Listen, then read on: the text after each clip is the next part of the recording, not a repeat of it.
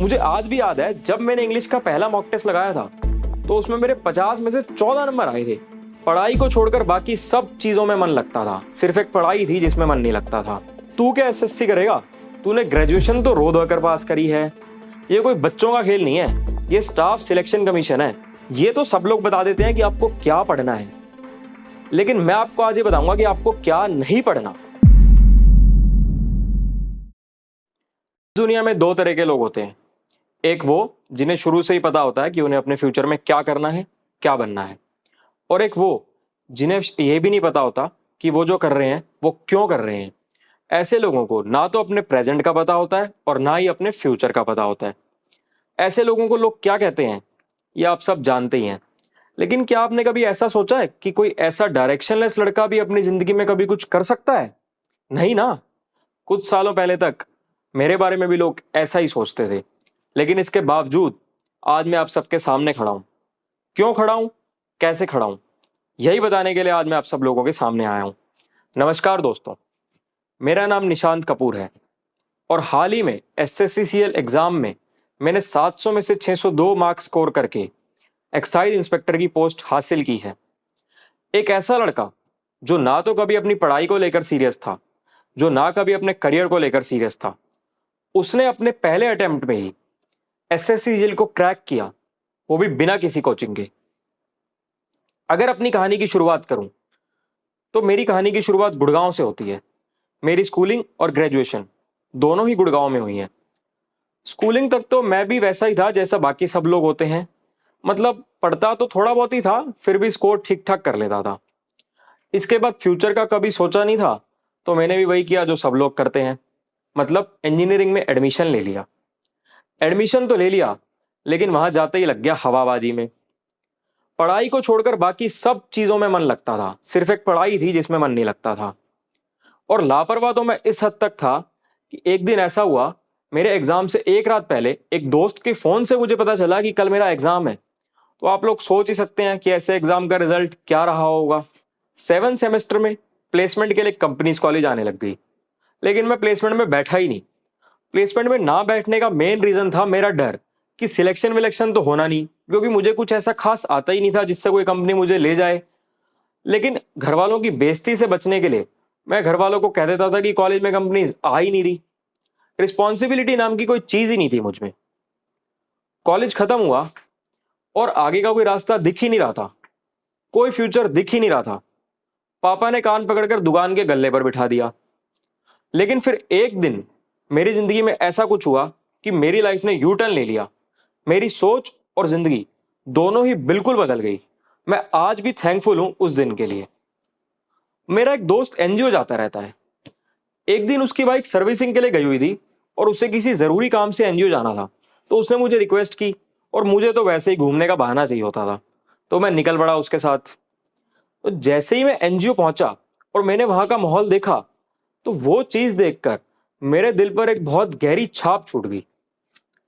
जैसे ही मैं एनजीओ के अंदर घुसा, मैंने देखा कि इतने सारे बच्चे हैं जो एक्चुअल में पढ़ना चाहते हैं, लेकिन उनके पास रिसोर्सेज नहीं है। और एक मैं हूं, मेरे पास ठीक ठाक फैसिलिटीज हैं, उसके बाद भी मैं अपनी लाइफ के साथ खेल रहा हूं। उस दिन मैंने सोचा कि अब कुछ ना कुछ तो करना है, अपने लिए भी और अपनी सोसाइटी के लिए भी।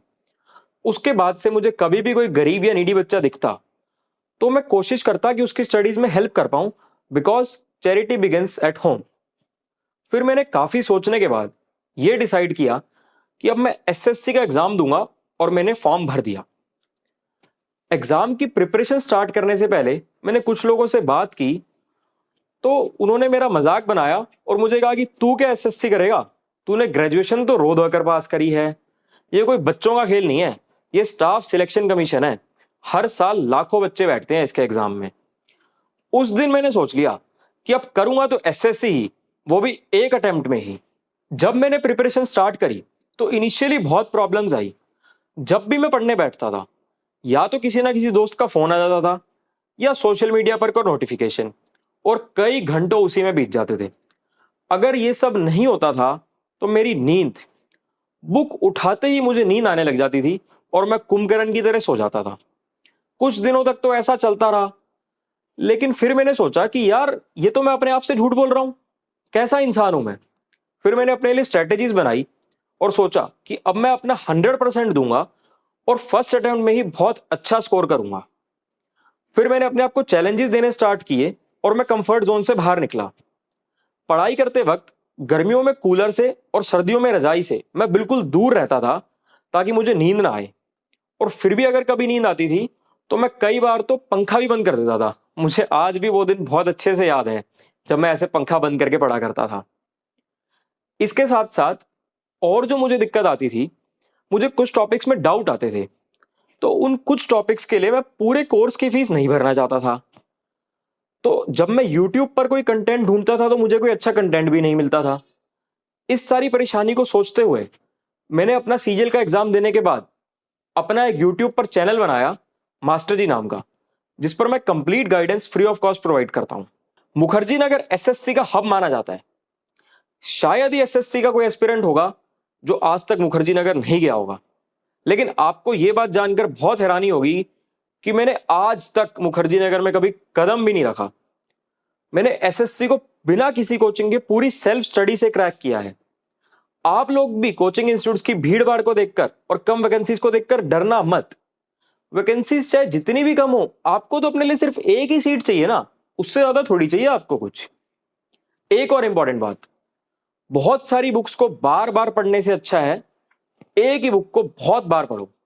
बुक्स का भंडार इकट्ठा मत करो, बहुत लिमिटेड बुक्स रखो और उन्हीं को बार बार पढ़ते रहो, बार बार रिवाइज करते रहो। मेरी प्रिपरेशन स्टार्ट करने से पहले मेरे पापा ने मुझे एक बहुत अच्छी बात समझाई थी जो मेरे बहुत काम आई, जिसने मुझे बहुत हेल्प किया। एक चेन की स्ट्रेंथ उतनी होती है जितनी उसकी सबसे वीक कड़ी, क्योंकि हथौड़ा पड़ने पर वो सबसे पहले वहीं से टूटेगी। जैसे मैं इंग्लिश में बहुत वीक था, इंग्लिश मेरी वीकनेस थी, लेकिन मैंने उसे स्ट्रांग किया। आप लोग भी अपनी वीकनेस को स्ट्रांग करो। जो आपकी स्ट्रेंथ है वो आपकी स्ट्रेंथ हमेशा रहेगी। अब अपनी वीकनेस को स्ट्रांग स्ट्रांग करो, वही आपकी गेम चेंजर बनेगी। मुझे आज भी याद है जब मैंने इंग्लिश का पहला मॉक टेस्ट लगाया था तो उसमें मेरे 50 में से 14 नंबर आए थे।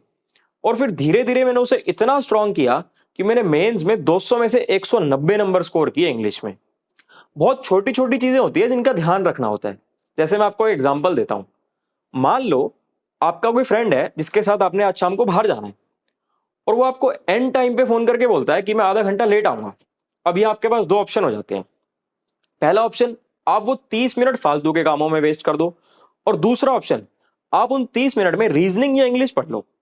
मैं क्या करता था, मैंने अपने फोन में इंग्लिश की रूल्स की और वोकैब की पिक्स रखी हुई थी, तो मुझे जब भी ऐसे मोमेंट्स मिलते थे मैं उस टाइम पे अपना फोन निकालकर इंग्लिश पढ़ लेता था। आप लोग भी ऐसा कर सकते हो। ऐसे छोटे छोटे मोमेंट्स जब इकट्ठे हो जाते हैं तो कई घंटे या कई दिन बन जाते हैं और आपको पता भी नहीं चलेगा।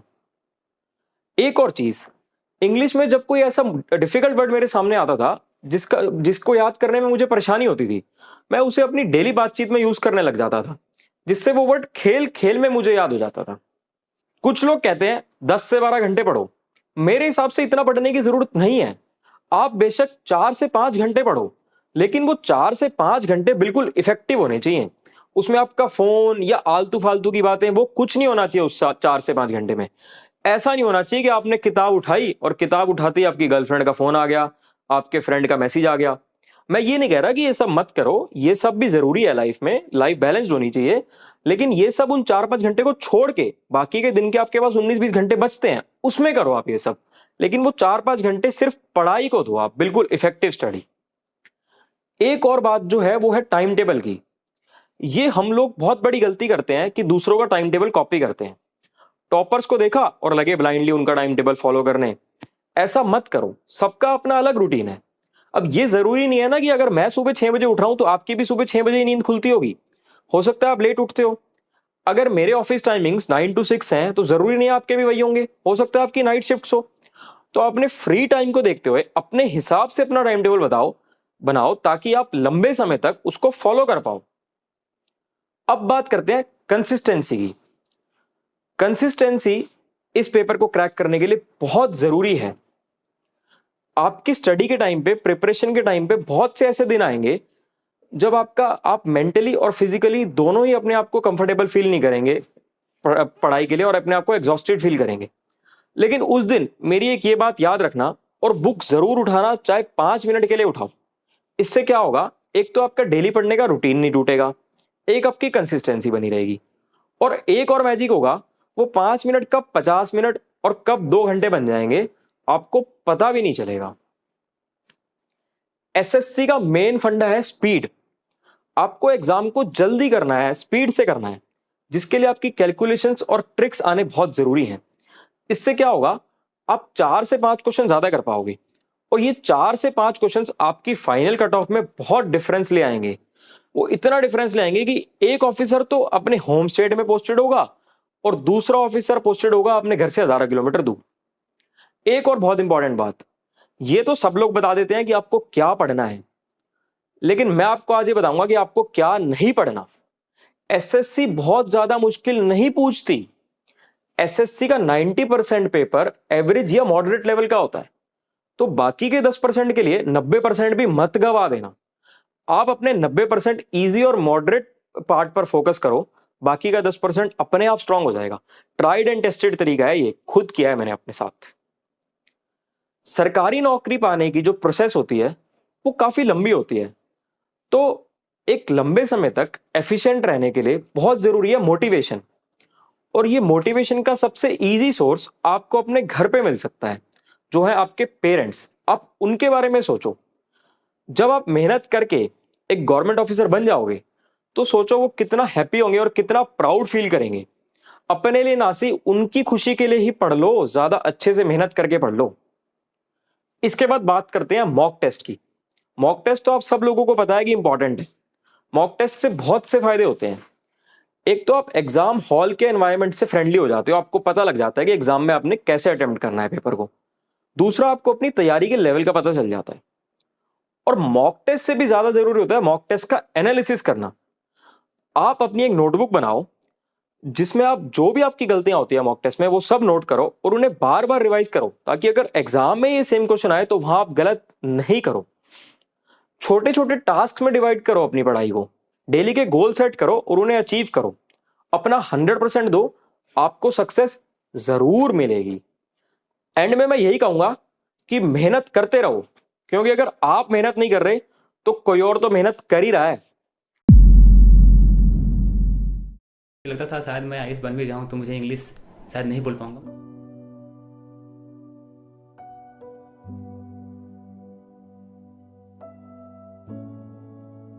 मेरा नाम तबरेज़ आलम है और मैं बिहार से बिलोंग करता हूं।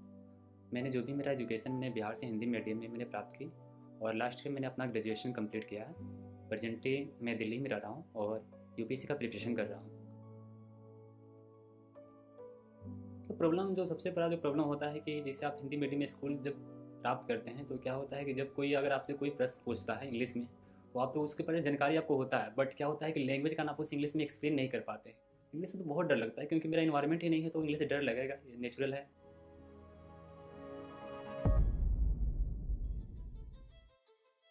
मैंने जोश स्किल एप्लीकेशन के बारे में मैंने सुना, तो मैंने जिस स्किल के बारे में सुना और जाकर उसे इंस्टॉल भी किया था और मैंने उसकी जो भी प्रोसेस है मैंने उसे जाना और इंग्लिश स्पीकिंग कोर्स के लिए मैंने क्लास स्टार्ट कर दिया। पहले तो थोड़ा बेसिक पोर्शन ग्रामर का बताया जाता है, उसके बाद वोकैब्स का जो प्रैक्टिस करना पड़ता है, उसके बाद रीडिंग प्रैक्टिस होता है और अल्टीमेटली आपको प्रैक्टिस करना पड़ता है आपके प्रैक्टिस पार्टनर से। 10 मिनट आपको मिनिमम बात करना पड़ता है, उसके बाद आपका एक जो कोर्स होता है वो कंप्लीट हो पाता है। मैं बोल सकता हूँ श्योरली कि मैं किसी से भी कोई भी पर्सन हूँ मैं उसे इंग्लिश में कम्युनिकेट कर सकता हूँ, मुझे कोई इशू नहीं है।